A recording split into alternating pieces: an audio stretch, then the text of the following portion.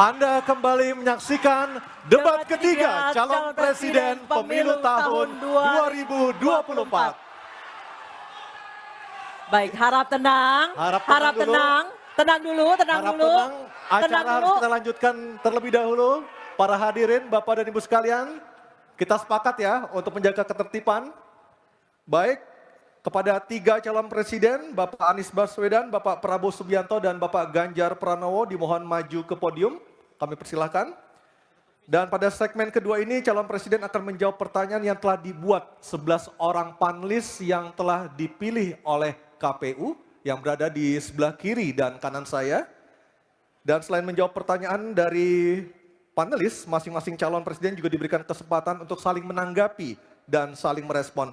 Dan perlu kami sampaikan lagi, subtema debat malam hari ini ada 6. Yang pertama sesuai dengan yang ada daftarnya di depan saya, politik luar negeri, geopolitik, globalisasi, hubungan internasional, keamanan, dan pertahanan.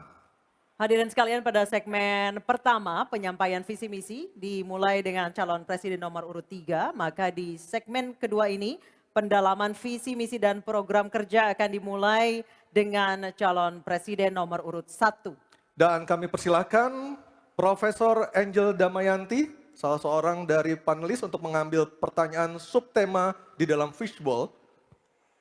Dan nanti diperlihatkan Bu Angel ke moderator dan ke kamera. Pertanyaan apa yang diambil oleh Ibu Angel Damayanti? Pertahanan. Baik. Dan selanjutnya panelis Ibu Kuri Safitri untuk mengambil undian daftar pertanyaan dari fishbowl. Ya, silakan Bu. Ada A, B, atau C. Kita tidak tahu apa yang diambil hurufnya. Huruf C. Oke, baik. Pertahanan huruf C. Baik, saya ambil ini A, B, C. Baik. Kita akan buka amplop pertanyaannya. Pertanyaannya masih disegel ya. Bapak Ibu yang di rumah juga bisa melihat pertanyaannya masih disegel. Dan kami ingatkan para calon presiden untuk mendengarkan dengan seksama Bapak-Bapak karena pertanyaan tidak akan kami ulang, hanya akan kami bacakan satu kali. Silakan dibuka Anissa, Baik. lihat apa isi pertanyaannya. Baik, pertahanan huruf C ya. Ya, pertanyaan untuk calon presiden nomor urut 1, Bapak Anies Baswedan. Pertahanan negara yang tangguh dapat dicapai dengan memanfaatkan teknologi siber, kecerdasan buatan, dan satelit untuk informasi geospasial. Pertanyaannya, apa kebijakan paslon untuk mendapatkan akses teknologi dan pengembangannya guna memperkuat pertahanan Indonesia? Waktu menjawab selama 2 menit Pak Anies, dimulai dari Bapak berbicara, kami persilahkan. Terima kasih. Sebelum saya menjawab pertanyaan itu, saya mengklarifikasi tadi data yang meleset. Maaf Pak Prabowo, angkanya terlalu kecil. Bukan 320 hektar, tapi 340.000 hektar. Saya klarifikasi. Kemudian itu pun salah. Melanjutkan. Itu pun salah. Atas apa yang perlu saya sampaikan. Mas Anies, Pak Prabowo, jangan Pak Prabowo, Pak Prabowo, Pak Prabowo, mohon maaf. Ini mohon nanti tenang ada dulu kesempatannya, hadirin. baik. Mohon tenang. Harap tenang. Mohon tenang. Harap tenang. Harap tenang. Baik, kita akan lanjutkan. Harap tenang Ya. hadirin. Silakan, Bapak. Baik.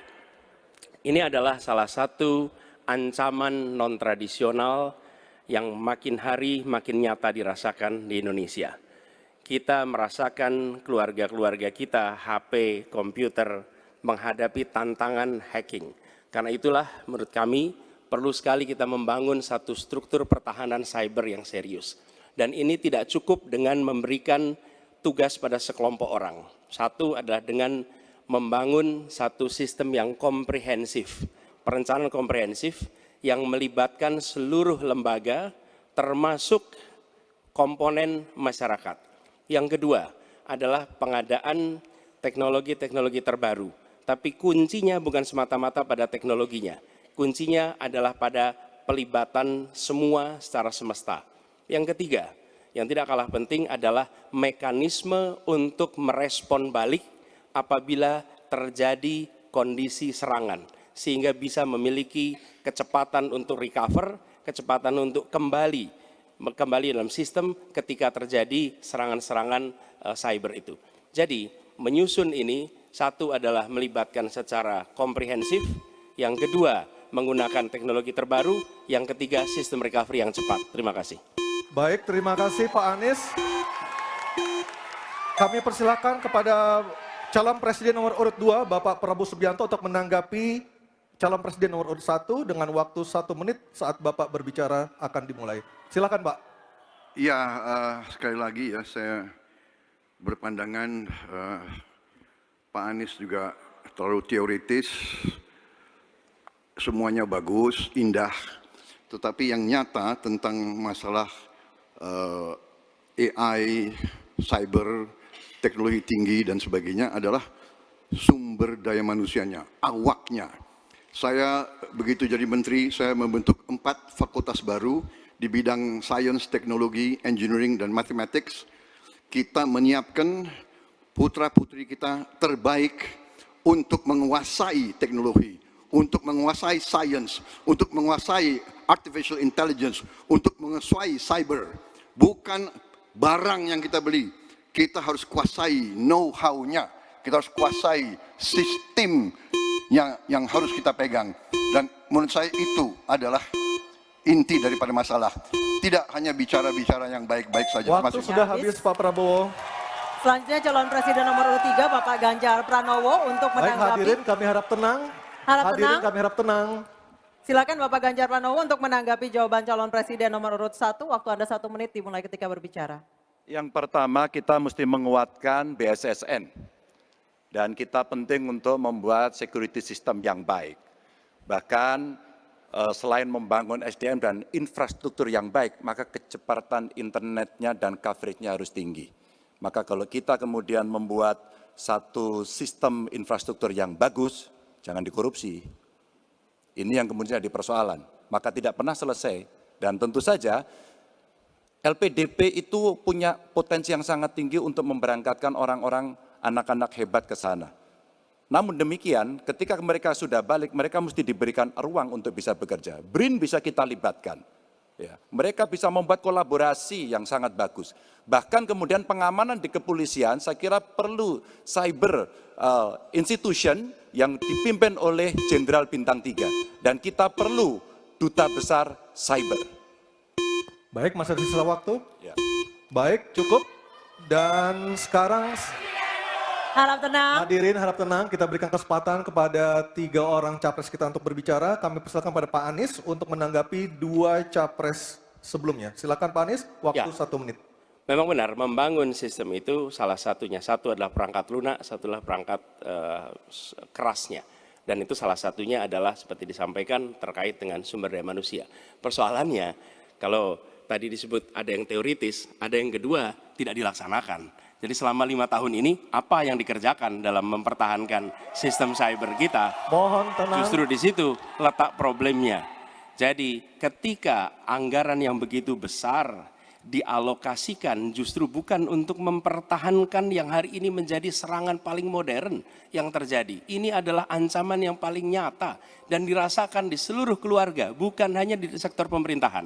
Karena itu menurut kami langkahnya investasi jangka panjang boleh, tapi manfaatnya itu baru dirasakan bisa 5 tahun, 10 tahun yang akan datang. Pertanyaannya hari ini dan kemarin apa? Dan itulah yang menjadi fokus kita. Segera siapkan sistemnya, segera siapkan orangnya, segera siapkan langkahnya. Baik, masih ada waktunya Bapak. Waktu Baik, habis. terima kasih. Harap tenang Bapak Ibu Harap tenang, hadirin yang ada acara di sini. masih harus kita lanjutkan. Harap tenang Kita Bapak sudah dan Ibu. dengarkan bersama-sama tadi tata tertibnya seperti apa, mohon tenang. Kita lanjutkan, selanjutnya beralih ke pertanyaan kedua untuk calon presiden nomor urut 2 Bapak Prabowo Subianto. Untuk itu kami persilahkan kepada panelis Profesor Evi Fitriani untuk mengambil pertanyaan subtema di dalam fishbowl dan diperlihatkan kepada seluruh hadirin, moderator, dan para calon.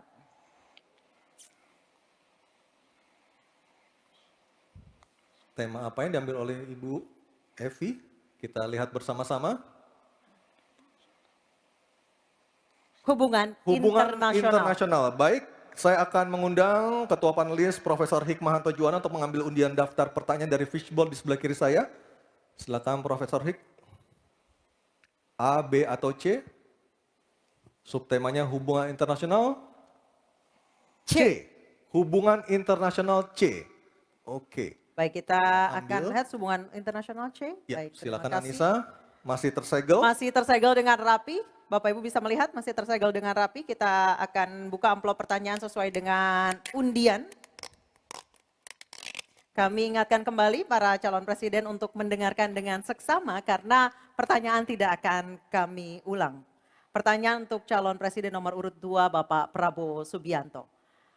Sebagai inisiator Dasasila Bandung 1955, Indonesia menginspirasi dunia dalam membangun kerjasama selatan-selatan.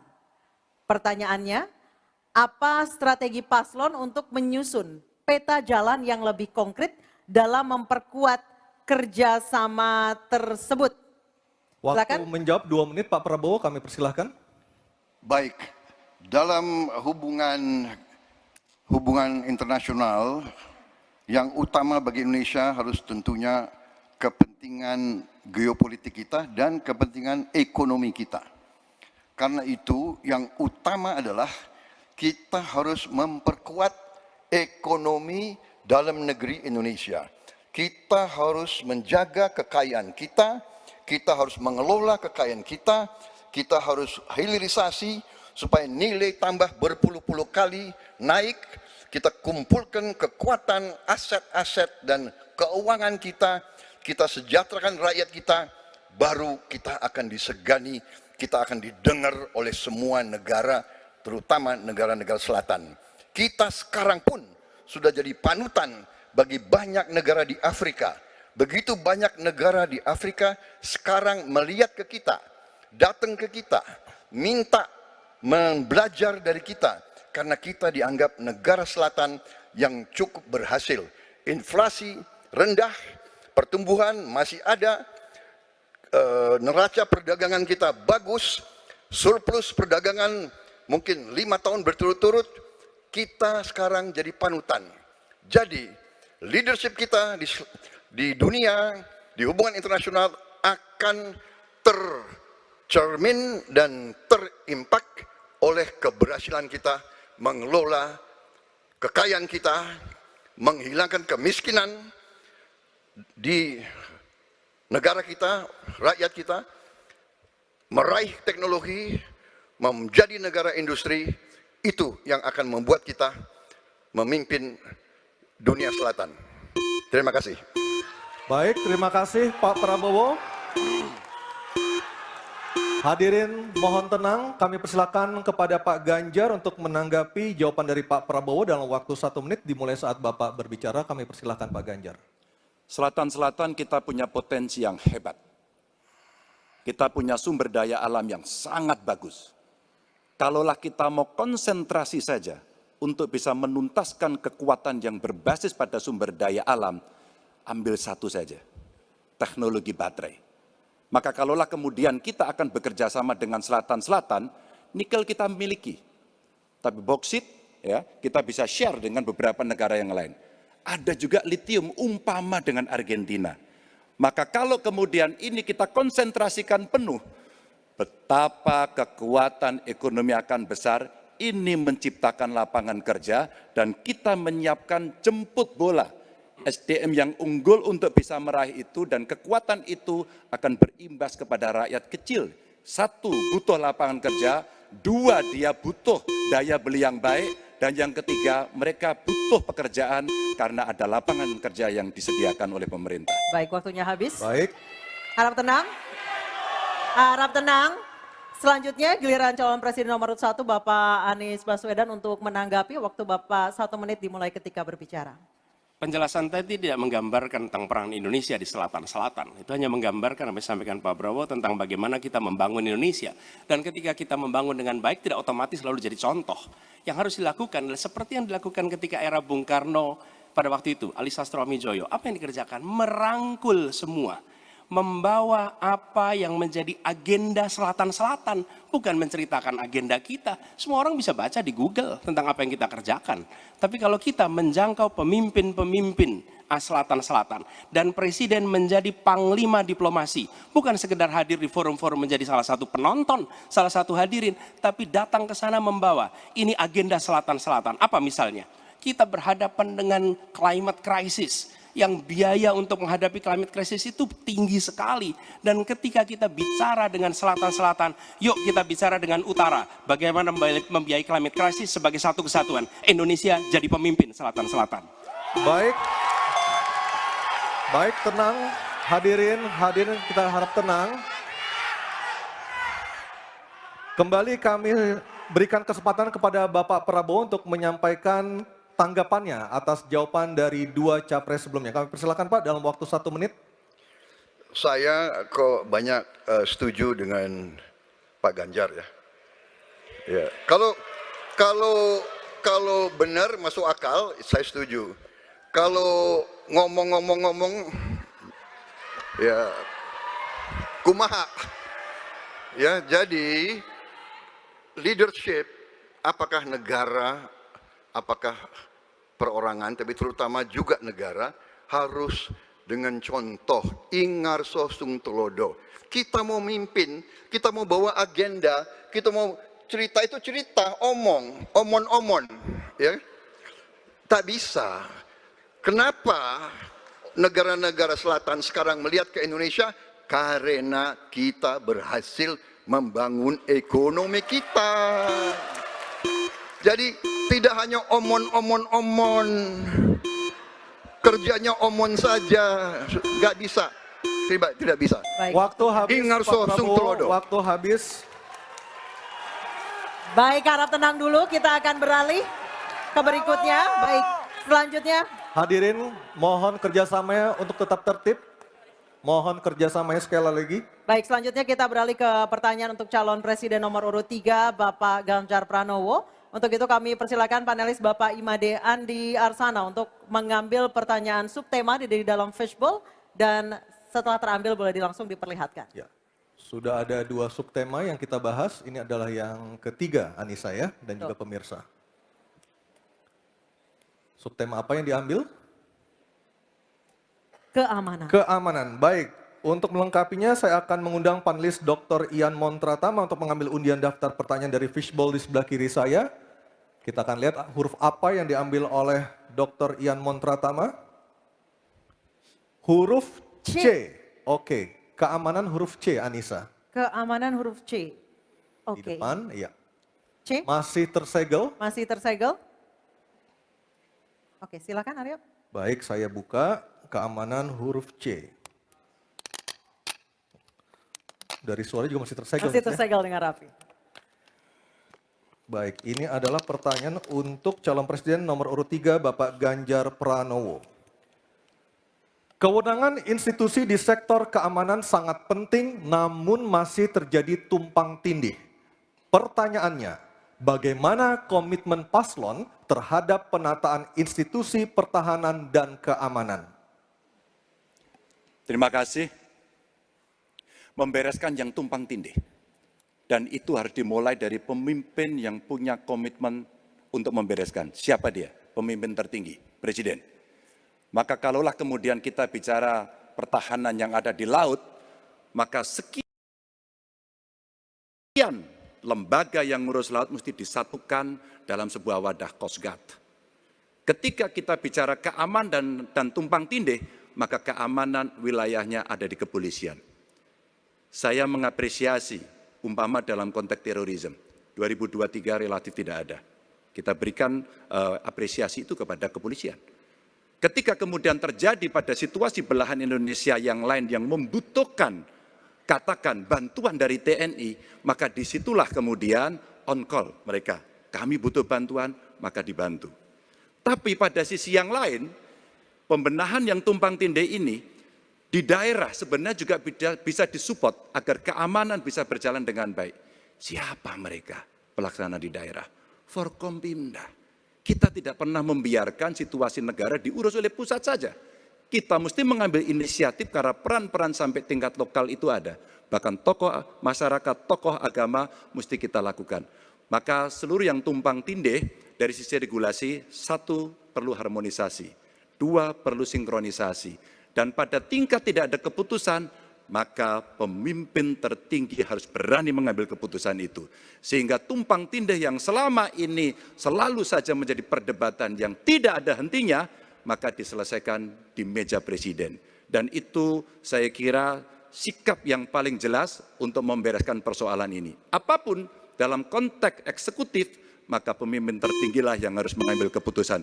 Kecuali kita mesti berbicara dengan DPR, maka kita akan duduk bersama untuk membicarakan secara regulatif. Waktunya habis. Baik, terima kasih Pak Ganjar. Ada waktunya, harap tenang. Kami persilakan kepada calon presiden nomor urut 1, Bapak Anies Baswedan untuk menanggapi jawaban dari Pak Ganjar dalam waktu 1 menit. Kami persilakan Pak Anies. Menurut hemat kami harus dirumuskan apa tantangan dan ancaman keamanan Indonesia di tahun-tahun ke depan. Dengan itu dirumuskan, maka kita tahu apa ancamannya. Lalu dari situ kemudian kita lihat bagaimana badan-badan yang selama ini ada diatur untuk merespon atas tantangan itu. Kalau kita hanya menata ulang tanpa memikirkan apa ancaman barunya, maka kita tidak lebih dari sekedar menyelesaikan urusan organisasi. Yang sesungguhnya dibutuhkan adalah bagaimana organisasi itu diatur untuk merespon tantangan. Jadi nomor 1, rumuskan itu. Kemudian yang kedua, yang tidak kalah penting, libatkan semua unsur yang terbiasa di dalam menyusun ancaman tantangan organisasi. Sehingga kemudian penataan organisasi badan-badan bukan semata-mata karena selera pemimpin, tapi karena merespon atas ancaman itu. Dengan begitu, penataannya akan sesuai kebutuhan. Terima kasih.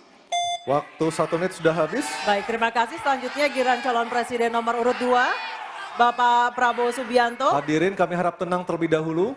Ada waktunya untuk menanggapi jawaban dari Capres nomor urut 3. Waktu Bapak 1 menit dimulai ketika berbicara.